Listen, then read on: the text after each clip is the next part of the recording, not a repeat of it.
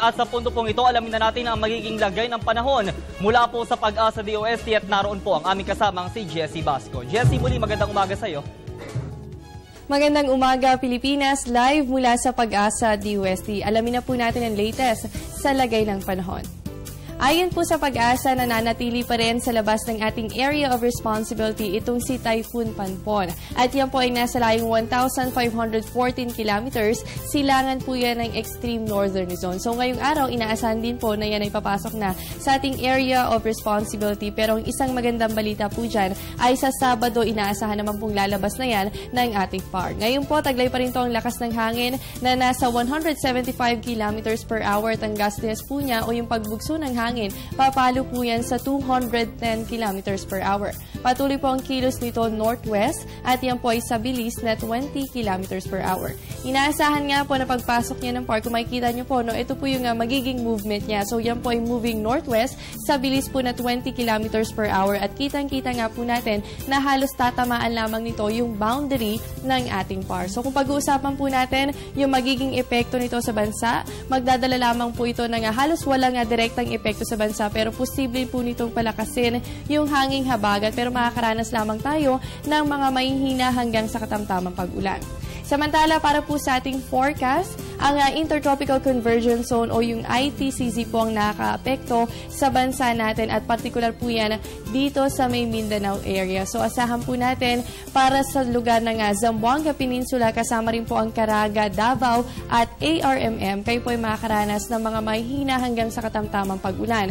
Samantala, dito po sa may Bicol, kasama rin po ang eastern section ng Visayas, kayo naman din po ay makakaranas ng mga pag-ulan. Ganon din po ang pagkidlat at pagkulog dahil naman po yan sa wind convergence. Dulot nga po yan nung hangin mula dito sa ITCZ. Ganon din po yung hangin na hinahatak naman ng bagyo na nasa labas ng ating area of responsibility. Samantala sa Metro Manila, kasama pa po ang Luzon. Kung makikita po natin, fair weather conditions po tayo. Yan yung asahan lamang yung mga bahagya hanggang sa maulap na kalangitan. At ganun din po yung mga isolated rain showers and thunderstorms at mas madalas po yan pagsapit ng hapon o gabi. So asahan po natin na kapag may mga localized thunderstorms, posible rin po ang biglaang buhos ng ulan. Samantala, sa aming pagbabalik, alamin po natin kung ano pa nga ba yung mga inclement weather na dapat nating asahan para sa buwan ng Oktubre. Ang buong detalye matapos ang isang paalala.